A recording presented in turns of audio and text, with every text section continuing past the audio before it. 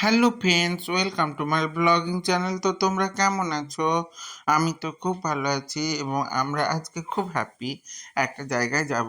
তো শ্বশুরবাড়ির রাস্তা এটা তো আগেই লিখে দিয়েছি তোমাদের ব্লগের মাধ্যমে যে আমরা কোথায় যাচ্ছি।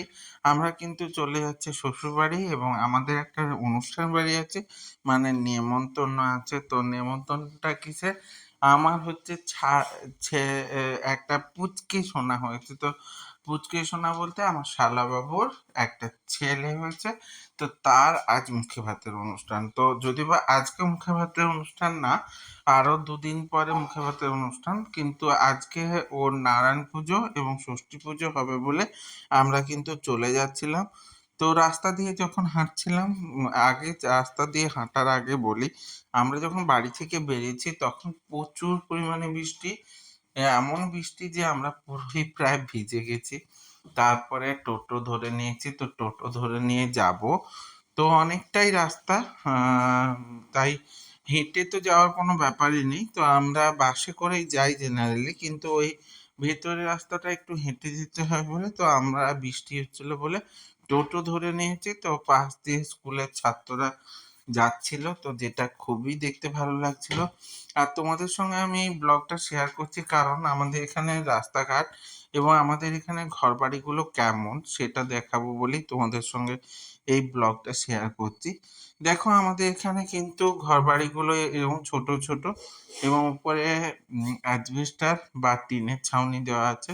তো কিছু কিছু ঘরের চারপাশেও টিনের ছাউনি দিয়ে দেওয়া আছে। তো তোমরা কে কে এই ধরনের জায়গায় গেছো বা এই ধরনের ঘরবাড়ি দেখেছো তারা অবশ্যই কমেন্টের মধ্যে দিয়ে জানিও। আমাদের এখানে কিন্তু এটা তো গ্রাম, এইসব জায়গায় অত ভালো ভালো বাড়ি নেই। তো পাকা বাড়ি হলেও উপরে টিনের ছাউনি দেওয়া আছে। তো যেগুলো থাকার বাড়ি সেগুলোতে একটু হয়তো মজবুতি করে তৈরি করা হয়, কিন্তু জেনারেল বাড়িগুলো এইভাবেই তৈরি করা হয়। তো তোমাদের আমার এই ব্লগগুলোর মাধ্যমে এইসব জায়গা দেখতে কেমন লাগছে আমি জানি না। তো তোমরা অবশ্যই কমেন্টের মধ্যে দিয়ে জানিও।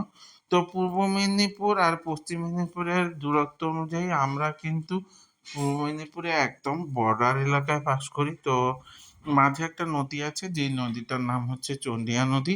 তো ওই নদীটা ক্রস করে চলে এলেই কিন্তু আমরা পৌঁছে যেতে পারবো পশ্চিম মেদিনীপুর। তো আমার বাড়ি থেকে হেঁটে খুব বেশি হলে 7-8 মিনিট মতো লাগে। আর শ্বশুরবাড়ি 4 কিলোমিটার। তো পশ্চিম মেদিনীপুর এরিয়ায় কিন্তু দেখো একদম শুকনো ওয়েদার, এখানে কিন্তু কোনো বৃষ্টি হয়নি।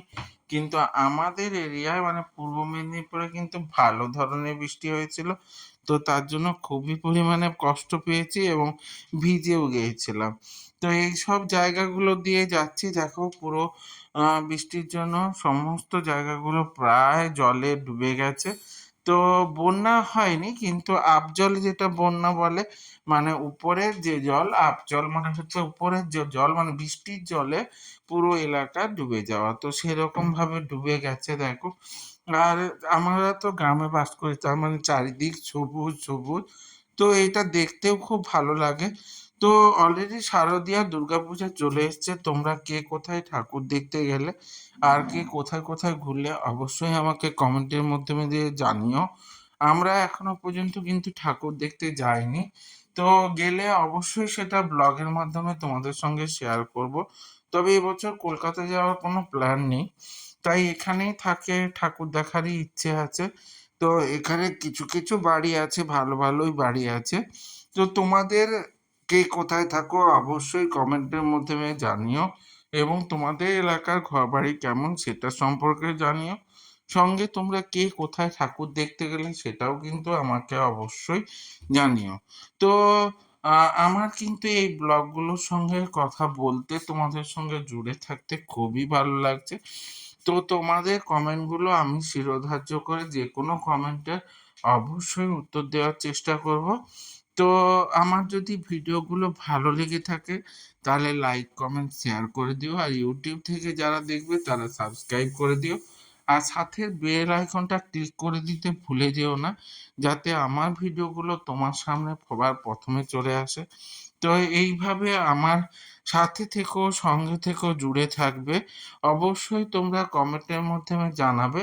এরকম মৌলি পাপায়া বসে আছে। মৌলি কিছুটা আ ব্লগ করে নিয়েছিল। তো তার জন্য আমরা একে অপরের সঙ্গে কথা বলতে, বলতে যাচ্ছিলাম। বেশ মজাও হচ্ছিল। তো এইভাবেই আমার সাথে থেকো, ভালো থেকো এবং সঙ্গে থেকো। টাটা।